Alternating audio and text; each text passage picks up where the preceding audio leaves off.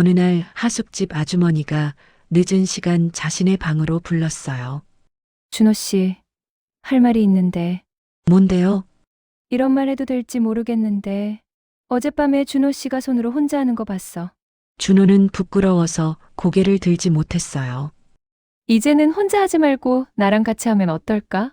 준호는 말없이 끄떡였어요. 그리고 그 말이 무섭게 둘은 침실에서 하나가 되어 그동안에 묵혀있던 물을 원없이 뿜어냈습니다. 한 번, 두 번, 세 번, 무려 5번이나. 이제 준호 없이 못 살 것 같아. 그렇게 42, 이혼한 여자가 28 남자를 사랑하게 됐습니다. 세상은 말했죠. 철없다고, 나이값을 못한다고. 하지만 그녀는 알고 있었어요. 이건 진심이라는 걸. 그리고 그 남자도 똑같은 마음이었다는 걸. 20년 나이 차이를 넘어선 사랑 이야기입니다. 어서 오세요. 사연 듣기 좋은 날 사랑방 이야기입니다. 영상 시작 전 무료로 할 수 있는 구독, 좋아요 부탁드립니다. 그럼 이야기 열차 출발합니다. 안녕하세요. 저는 올해 42, 이혼한 지 5년이 된 평범한 여자입니다. 딸 하나 대학에 보내느라 작은 주택을 개조해서 하숙집을 운영하고 있어요. 크지 않은 집이지만 방 3개에 세입자 2~3명 정도 받으면 딸 학비에 생활비 정도는 벌 수 있거든요. 이혼 후 처음 몇 년은 정말 힘들었습니다. 20살에 결혼해서 20년을 함께 산 남편이 다른 여자를 만나고 있었다는 걸 알았을 때 세상이 무너지는 것 같았어요. 하지만 딸을 위해서라도 무너질 수 없었죠. 그렇게 이를 악물고 버텼고 어느새 5년이란 시간이 흘렀습니다. 그러던 어느 봄날이었어요. 새로운 세입자가 들어왔습니다. 준호라는 이름의 28살 청년이었죠. 처음 본 순간부터 느꼈어요. 참 예의 바른 사람이구나. 인사를 할 때도 두 손으로 공손하게 악수를 청했고 말투도 정중했어요. 요즘 젊은 사람들 치고는 드물게 차분하고 성실해 보이는 인상이었습니다. 잘 부탁드립니다, 아주머니. 조용히 생활하겠습니다. 그의 목소리는 따뜻했어요. 왠지 모르게 마음이 편안해지는 그런 목소리였죠. 준호는 회사 근처로 발령을 받아서 이 동네로 오게 됐다고 했어요. 집에서 출퇴근하기엔 너무 멀어서 하숙집을 알아보던 중 우리 집을 발견했다고 하더군요. 첫날부터 준호는 제 마음에 들었습니다. 청소도 깔끔하게 하고 공용 공간을 쓸 때도 항상 정리정돈을 했어요. 무엇보다 다른 세입자들한테도 친절했죠. 아침에 마주치면 밝게 인사하고 누가 힘들어 보이면 먼저 도와주려고 했어요. 그렇게 한 달쯤 지났을까요?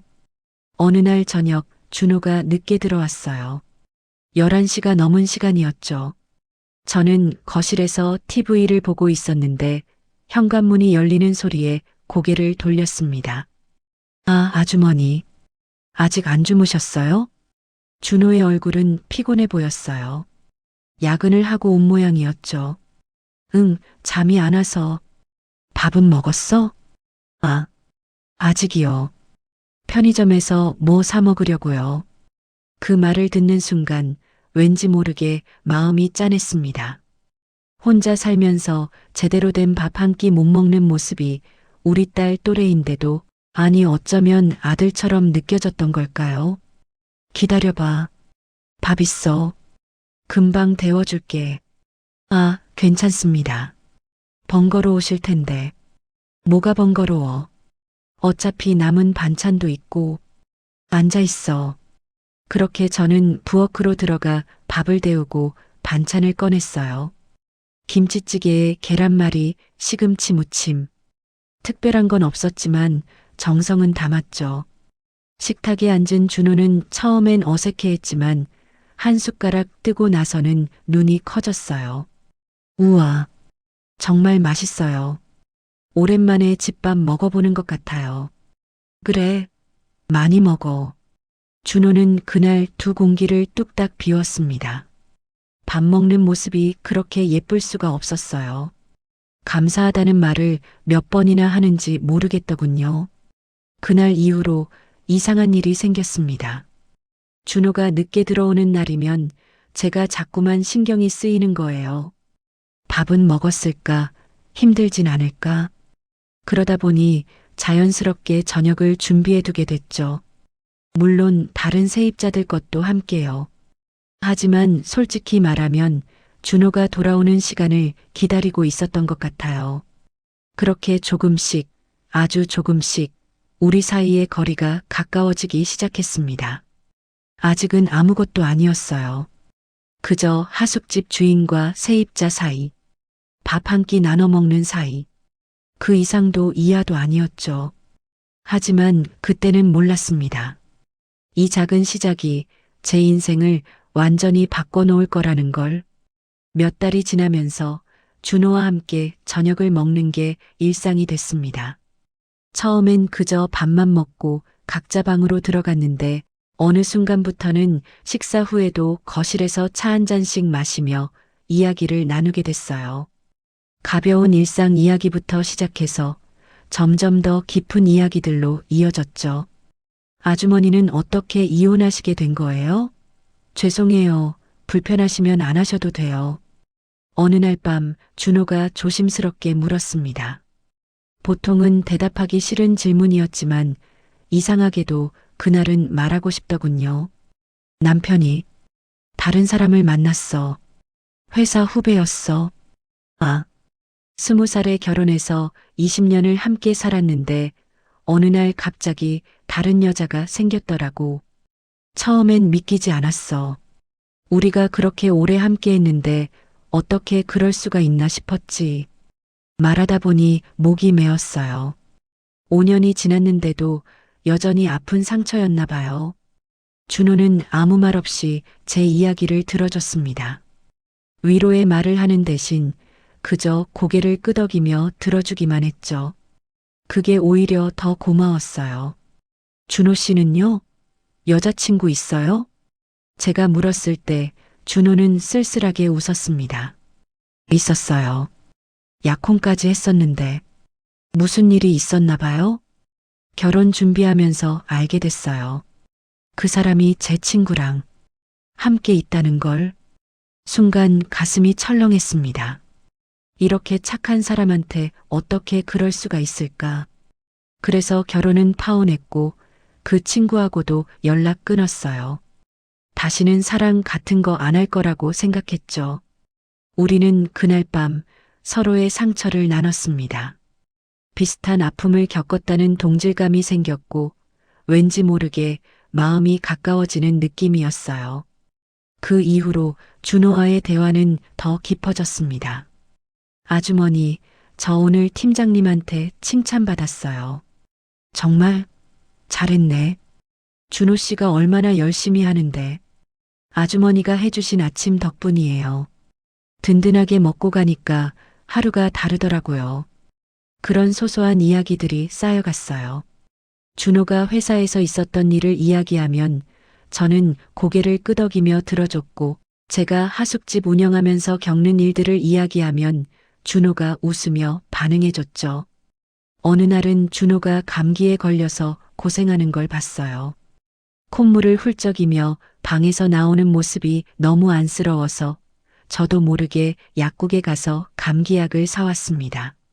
아주머니, 이거 먹어. 약 먹고 푹 쉬어야 해. 감사합니다. 진짜로. 준호의 눈빛이 흔들렸어요. 그 눈빛을 보는 순간 가슴 한켠이 뭉클했습니다. 또 어느 날은 제가 딸과 통화하면서 울고 있는 걸 준호가 봤어요. 딸이 학비 때문에 미안하다고, 자기 때문에 엄마가 고생한다고 울먹이는 통화였죠. 괜찮으세요? 준호가 조심스럽게 다가왔습니다. 응, 괜찮아. 그냥 딸 생각하면 미안하고 그래서. 아주머니가 미안할 게 뭐가 있어요. 혼자서 이렇게 열심히 사시는데 따님이 자랑스러워 하실 거예요. 그 말 한마디에 또 눈물이 났습니다. 이혼하고 나서 누구도 제 노력을 알아주지 않았거든요. 그런데 이 젊은 친구가 제 마음을 이렇게 알아주니까 너무 고마웠어요.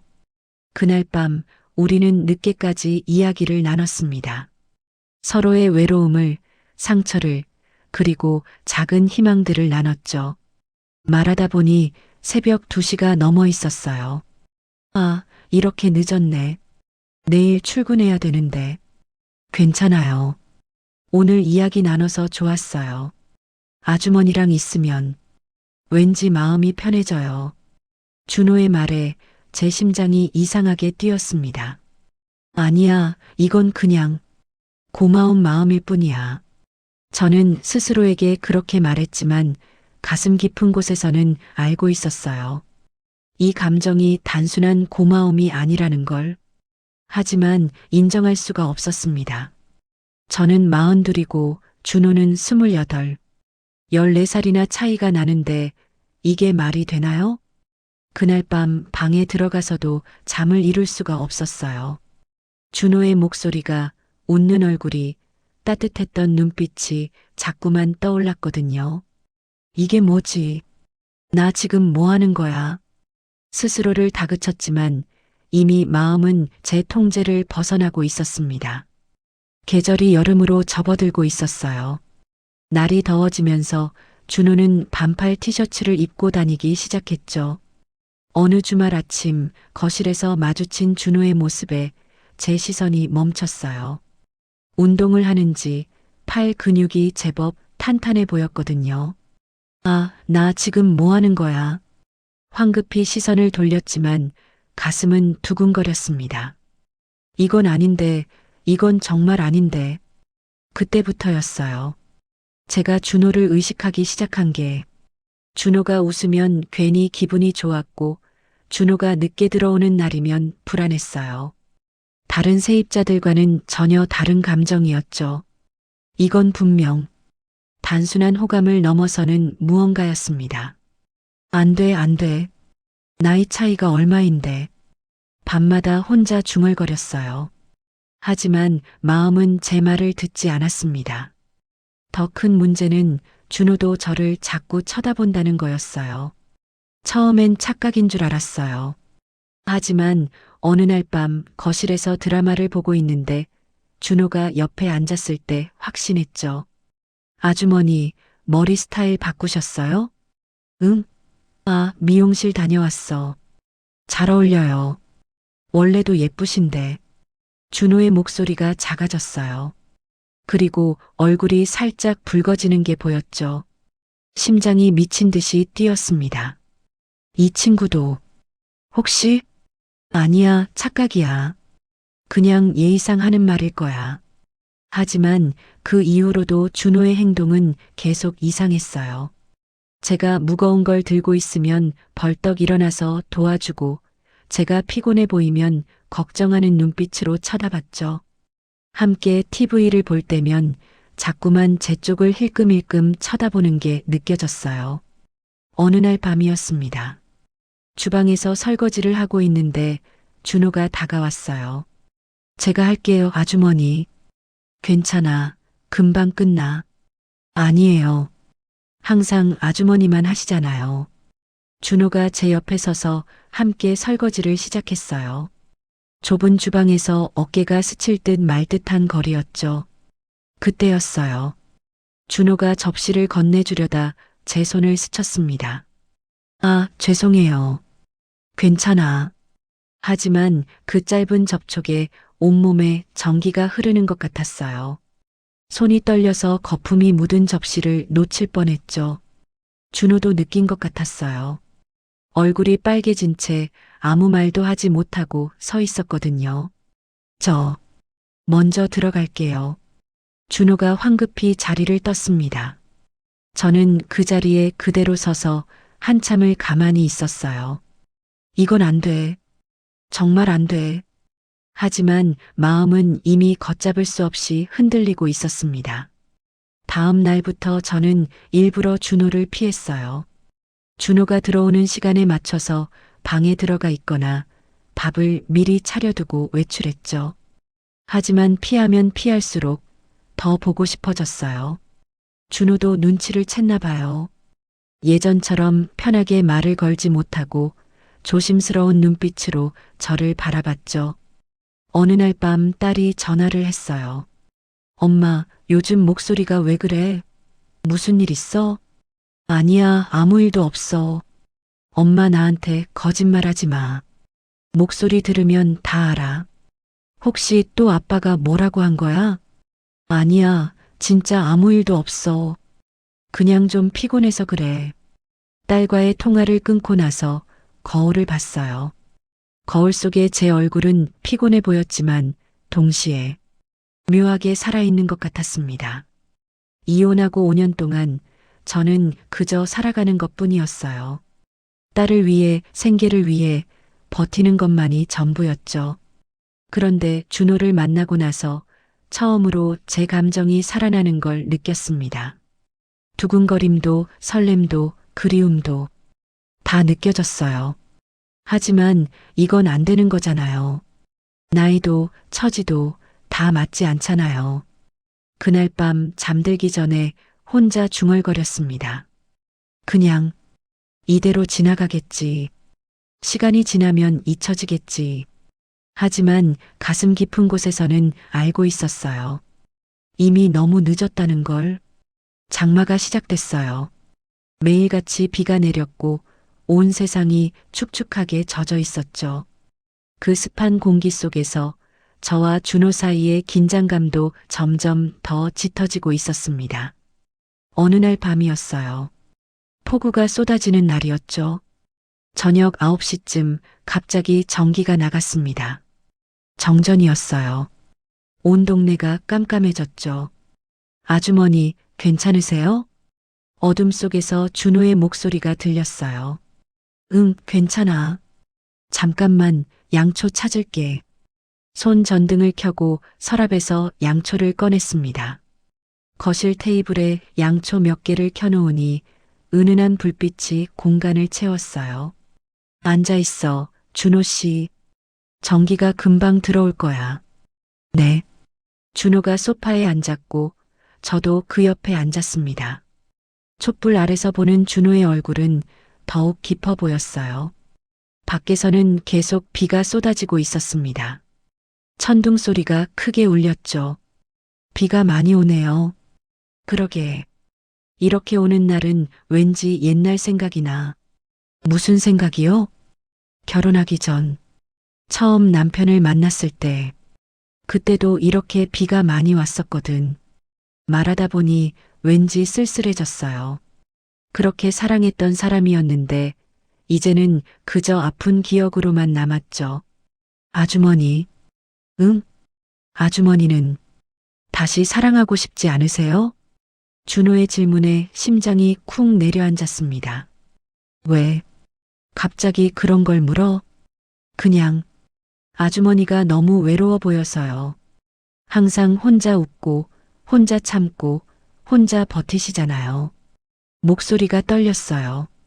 준호의 목소리가 괜찮아. 이제 익숙해졌어. 혼자 사는 게 저는 안 괜찮은 것 같은데요. 뭐? 준호가 저를 똑바로 쳐다봤습니다.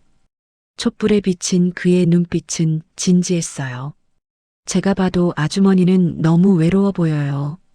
그리고 저도 외로워요. 순간 숨이 멎는 것 같았습니다.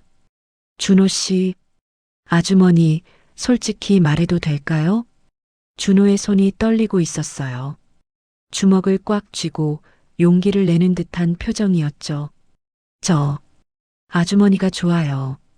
세상이 멈춘 것 같았습니다. 뭐? 라고? 처음엔 아니었어요. 그냥 좋은 분이라고만 생각했어요. 근데 함께 지내다 보니까 자꾸만 신경이 쓰이고 보고 싶고 이게 뭔지 알겠더라고요.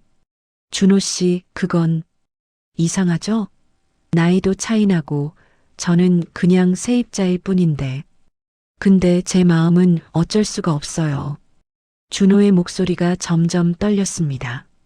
아주머니가 웃을 때마다 가슴이 두근거리고 힘들어 하시는 모습 보면 같이 아프고 이게 사랑이 아니면 뭔지 모르겠어요. 눈물이 났어요. 참으려고 했지만 참을 수가 없었죠. 준호 씨, 나는 42이야. 너보다 14살이나 많고 이혼한 몸이고 딸도 있어. 알아요. 그런데도, 그래도요. 준호가 조심스럽게 제 손을 잡았습니다. 나이가 뭐가 중요해요. 저한텐 아주머니가 그냥 은서 씨예요. 제가 좋아하는 사람이에요. 안 돼. 이건 안 돼, 준호 씨. 왜 안 돼요? 세상 사람들이 뭐라고 할지 몰라. 내 어머니가 알면 뭐라고 하실 것 같아? 내 딸은 모두가 말릴 거야. 그래도 괜찮아요. 준호의 손이 더 세게 제 손을 잡았습니다. 다른 사람들이 뭐라고 하든 저는 은서 씨가 좋아요. 나이 많은 여자라서 좋은 게 아니라 은서 씨니까 좋은 거예요. 밖에서 또 천둥이 쳤어요. 하지만 그 소리보다 더 크게 들리는 건 제 심장 소리였습니다. 저도 준호 씨가 좋아요. 고백이 입 밖으로 나왔어요. 참으려고 했던 말이, 숨기려고 했던 감정이 이제는 더 이상 숨길 수가 없었죠. 진짜요? 준호의 얼굴이 환해졌습니다. 응, 미쳤다고 생각했어. 이 나이에 이런 감정을 느낀다는 게. 근데 어쩔 수가 없더라. 준호 씨 생각만 나고 보고 싶고 말하다가 눈물이 또 났어요. 나이 많은 여자의 철없는 마음이라고 생각하고 잊어줘도 괜찮아. 나도 이게 말이 안 된다는 거 알아. 아니에요. 준호가 제 눈물을 닦아줬습니다. 그의 손길은 따뜻했어요. 이건 철없는 게 아니에요. 진심이에요. 은서 씨의 진심이고 제 진심이에요. 그날 밤 촛불 아래서 우리는 서로의 마음을 확인했습니다. 오랜 시간 숨겨왔던 감정들이 마침내 빛을 보게 된 거죠. 행복은 오래가지 않았습니다. 우리가 함께 있는 모습을 다른 세입자가 봤어요. 손을 잡고 있는 걸 봤다고 하더군요. 소문은 빠르게 퍼졌죠. 먼저 제 딸이 전화를 했습니다. 엄마, 하숙생이랑 사귄다는 게 무슨 소리야? 미나야. 엄마, 정신 차려. 그 사람 나랑 나이 차이도 얼마 안 나잖아. 28이라며? 엄마가 42인데. 딸의 목소리는 충격과 배신감으로 가득 차 있었어요. 미나야, 엄마도 처음엔 그랬어. 근데 마음이 그렇게 되는 건 어쩔 수가 없더라. 어쩔 수 없긴 뭐가 어쩔 수 없어. 사람들이 뭐라고 할 것 같아? 엄마 나이에 애 같은 남자랑 사귄다고 손가락질할 거야. 엄마가 행복하면 안 돼? 그게 행복이야? 그냥 외로워서 착각하는 거 아니야? 딸의 말에 가슴이 무너졌어요. 내 딸조차 이해해주지 못하는데 다른 사람들은 오죽할까? 준호 쪽도 마찬가지였습니다. 준호의 친구들이 찾아왔어요. 하숙집 앞에서 준호를 불러내서 한참을 이야기하더니 결국 싸움으로 번졌죠. 야, 정신 차려. 40 넘은 아줌마한테 뭘 꽂혔다고 그래. 그런 말 하지 마. 은서 씨는 그런 사람 아니야. 이혼한 데다 애까지 있는 여자야. 너 지금 제대로 보는 거 맞아? 내가 누굴 좋아하든 내가 왜 상관이야. 준호가 소리쳤어요. 친구들은 더 이상 말하지 않고 가버렸죠. 그날 밤 준호는 방에서 나오지 않았습니다. 저는 그의 방문 앞에 서 있다가 그냥 돌아섰어요. 뭐라고 위로해야 할지 알 수가 없었거든요. 더 큰 문제가 생겼어요. 준호의 어머니가 찾아오신 거예요. 아드님 지금 안 계신데요. 당신 때문에 왔어요. 어머니의 목소리는 차가웠습니다. 들어와서 이야기할까요? 아니, 여기서 할래요. 오래 걸리지 않을 테니까. 어머니는 저를 위아래로 훑어보더니 한숨을 쉬었어요. 내 아들 좀 내버려둬요. 어머니, 당신이랑 나랑 동갑이에요. 어떻게 내 아들한테 그럴 수가 있어요? 양심도 없어요? 가슴에 칼이 꽂히는 것 같았습니다. 저희는 진심입니다. 나이는 중요하지 않아요. 진심? 우리 준호는 아직 젊어요. 앞날이 창창한 애예요. 그런데 당신 같은 사람 만나면 인생 망가져요. 그건 너무하신 말씀 아니신가요? 너무해. 이혼하고 애 키우느라 외롭다고 젊은 애 꼬신 게 너무한 거 아니에요? 말문이 막혔어요. 어머니의 말이 비수처럼 꽂혔죠. 어머니, 저희는 그만해요. 나도 여자니까 당신 마음 모르는 건 아니에요. 근데 이건 아니잖아요. 우리 아들 좀 놔줘요. 제발. 어머니는 그렇게 말하고 돌아가셨습니다. 저는 그 자리에 주저앉았어요. 준호가 퇴근하고 돌아왔을 때 제가 먼저 말을 꺼냈습니다. 준호 씨, 우리 이러면 안 될 것 같아. 무슨 소리예요? 어머니 오셨어. 그리고 어머니 말이 맞아. 우리 나이 차이가 너무나. 내 앞날을 생각하면. 은서 씨, 그런 소리 하지 마세요. 준호 씨는 아직 젊어. 얼마든지 좋은 사람 만날 수 있어. 굳이 나 같은 사람한테. 나한테 은서 씨가 좋은 사람이에요. 준호가 제 손을 잡았지만 저는 손을 뺐어요. 미안해.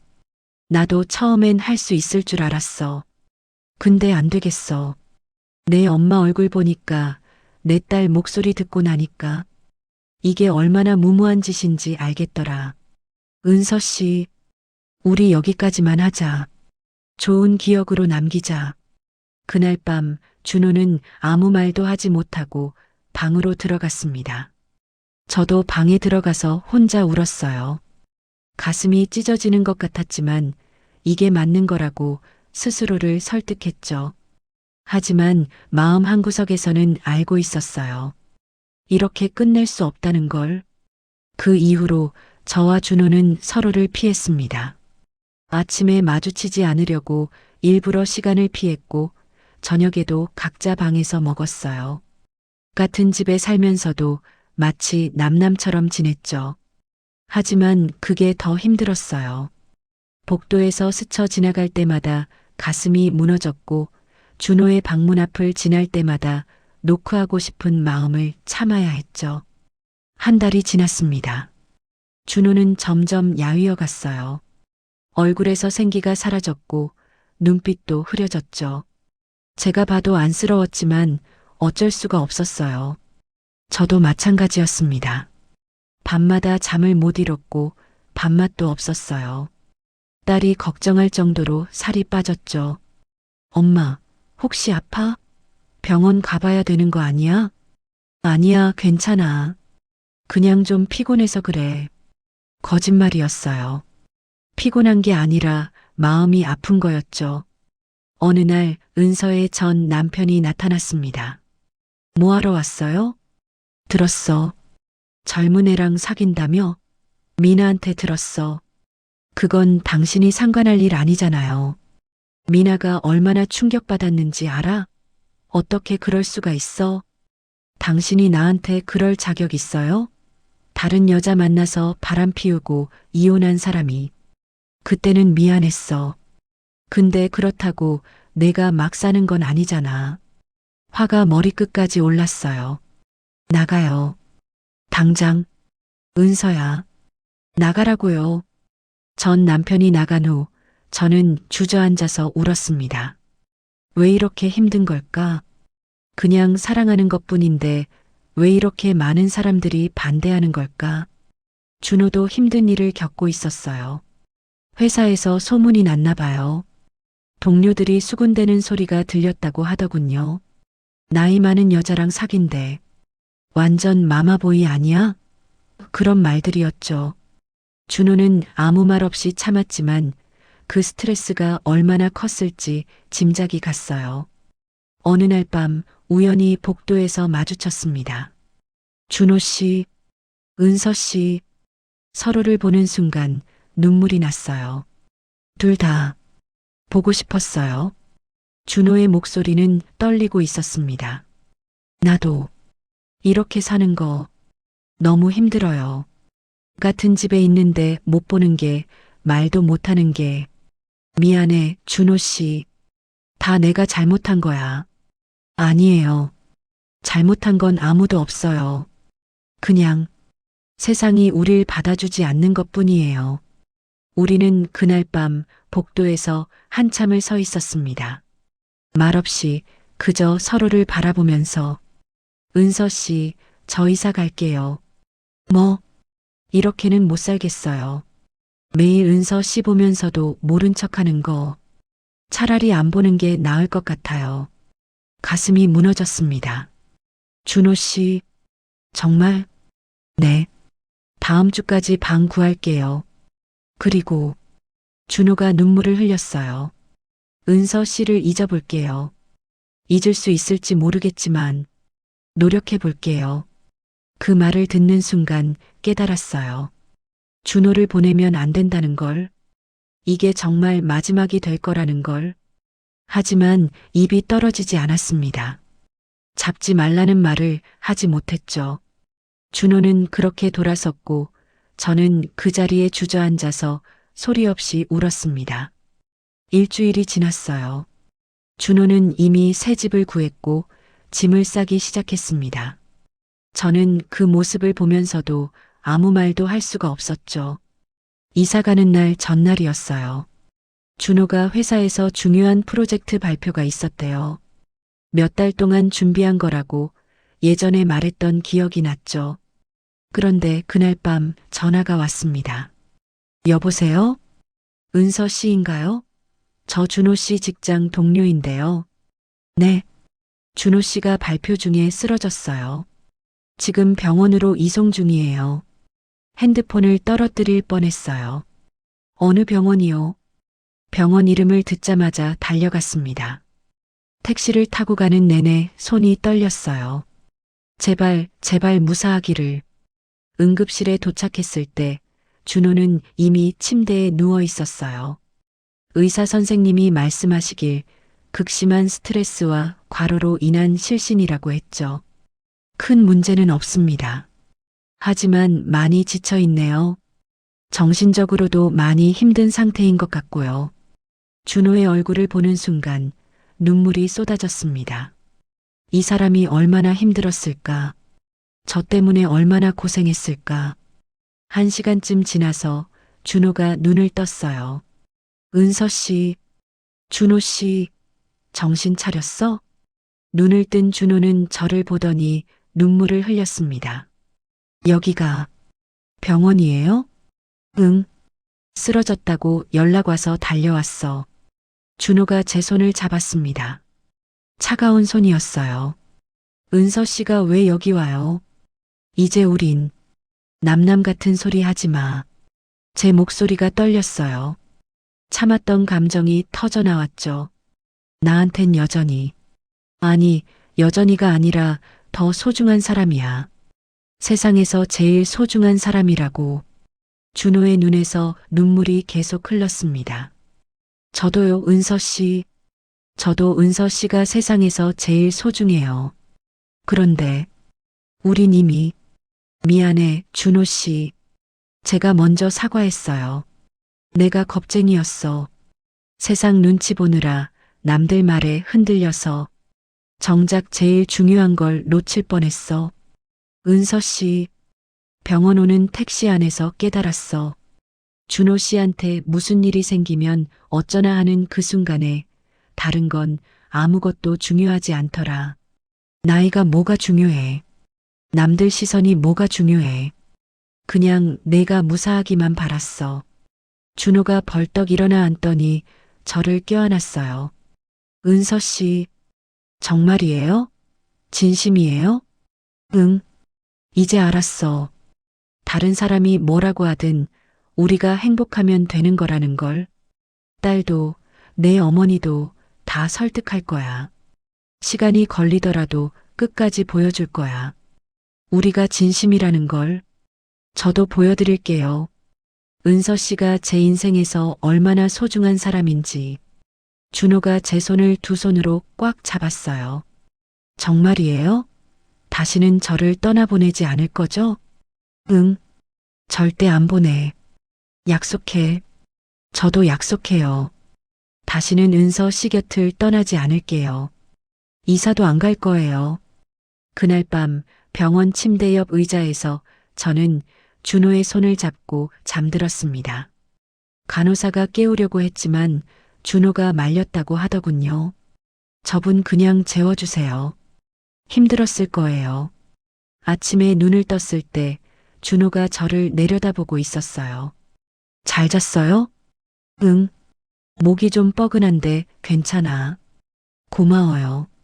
밤새 곁에 있어줘서 당연한 거 했을 뿐이야. 그날 준호는 퇴원했고 우리는 함께 집으로 돌아왔습니다. 하숙집 현관문을 열고 들어서는데 이상하게 눈물이 났어요. 일주일 동안 얼마나 답답했는지 그때야 실감이 났던 것 같아요. 여보, 준호가 저를 불렀어요. 이제는 자연스럽게 여보라고 부르더군요. 이제 새 집은 안 가도 되는 거죠? 당연하지. 여기가 내 집이야. 아니에요. 이제 우리 집이에요. 그날 저녁 저는 용기를 내서 딸에게 전화를 걸었습니다. 미나야, 엄마야. 시간 좀 내줄 수 있어? 할 얘기가 있어. 다음 날 딸을 만나러 갔어요. 커피숍에서 마주 앉았죠. 미나야. 네, 엄마. 엄마 말 좀 들어봐. 이번에는 제대로 얘기하고 싶어. 딸은 조용히 고개를 끄덕였어요. 엄마가 준호 씨를 만난 건 외로워서가 아니야. 정말 그 사람이 좋아서야. 처음엔 나도 말도 안 된다고 생각했어. 나이 차이도 많이 나고 여러 가지로 안 맞는 것 같았지. 근데 미나야, 사랑이 나이로 정해지는 게 아니더라. 마음이 맞는지 서로를 얼마나 아끼는지가 중요한 거지. 준호 씨는 엄마를 있는 그대로 받아들여줬어. 이혼한 것도, 나이 많은 것도, 딸이 있는 것도 다 괜찮다고 했어. 미나의 눈이 붉어졌어요. 엄마가 정말 행복해요? 응, 정말 행복해. 이혼하고 5년 동안 한 번도 느껴보지 못한 감정이야. 그럼, 뭐? 딸이 한숨을 쉬더니 작게 웃었어요. 내가 뭐라고 하겠어요. 엄마 행복이 제일 중요하죠. 미나야, 대신 조건이 있어요. 그 사람이 엄마한테 조금이라도 잘못하면 그땐 바로 나한테 말해요. 내가 가만 안 둘 거니까. 나이는 어려도 엄마 딸이잖아요. 딸이 웃으며 말했어요. 장난스러운 말투였지만 그 안에 담긴 진심이 느껴졌죠. 고마워, 미나야.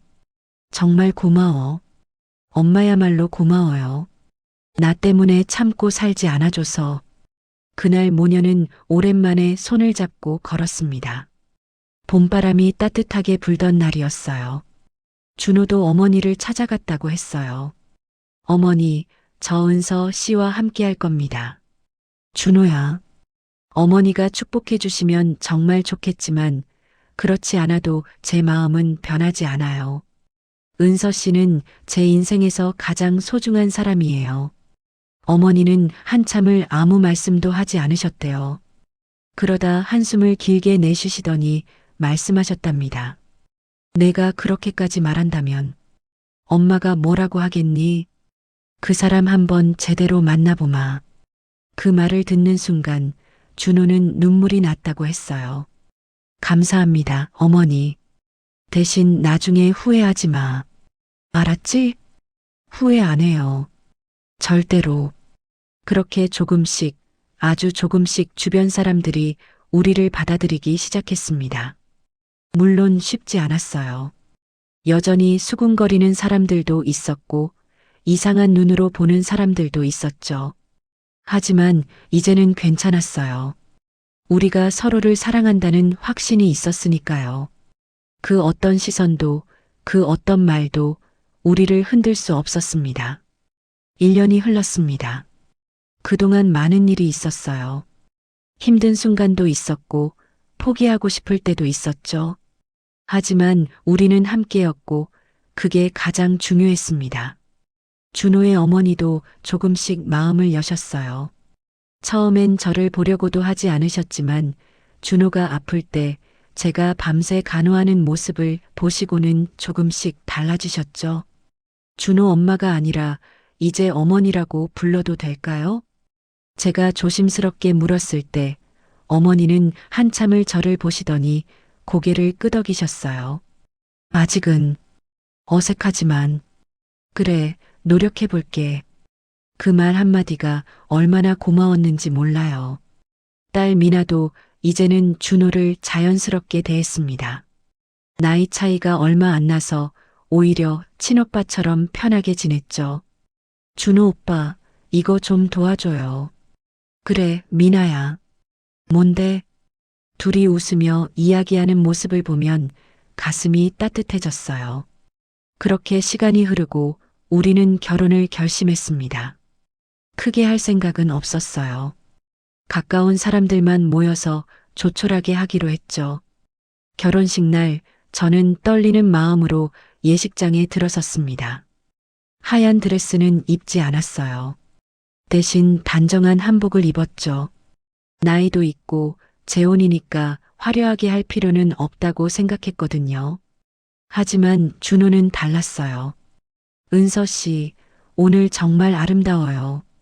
이 나이에 아름답긴. 제 눈엔 세상에서 제일 아름다운 신부예요. 준호의 진심 어린 말에 눈물이 날 뻔했습니다. 식은 정말 소박했어요. 하객도 20명 남짓이었죠. 하지만 그 자리에 모인 사람들은 모두 우리를 진심으로 축복해주는 사람들이었어요. 주례 선생님이 말씀하셨습니다. 사랑에는 나이가 없습니다. 중요한 건 서로를 얼마나 아끼고 존중하는가 하는 것이죠. 이 두 분은 많은 어려움을 겪었습니다. 하지만 그 모든 걸 이겨내고 오늘 이 자리에 섰습니다. 그것만으로도 이미 이 두 분의 사랑은 증명됐다고 봅니다.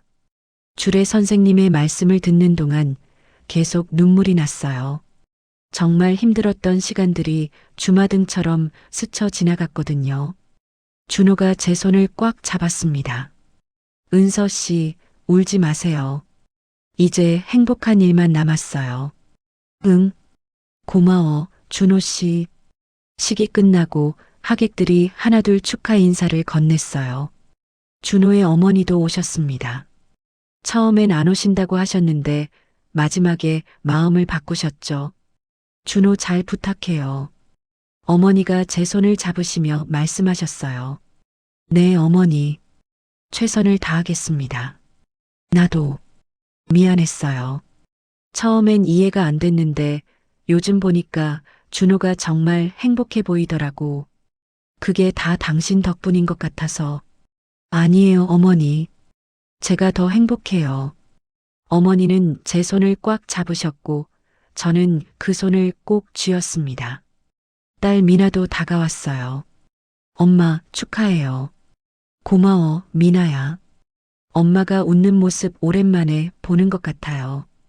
이혼하고 나서 한 번도 이렇게 환하게 웃는 거 못 봤거든요. 그랬구나.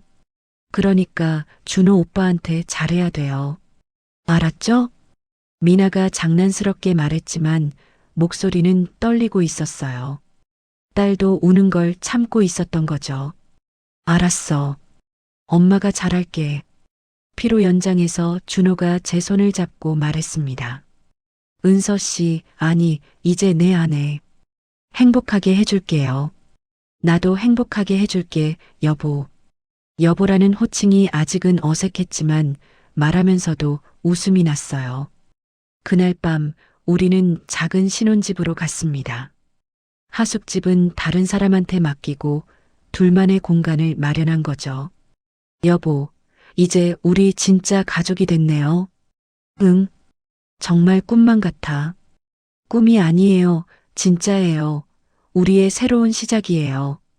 준호가 저를 안아줬어요.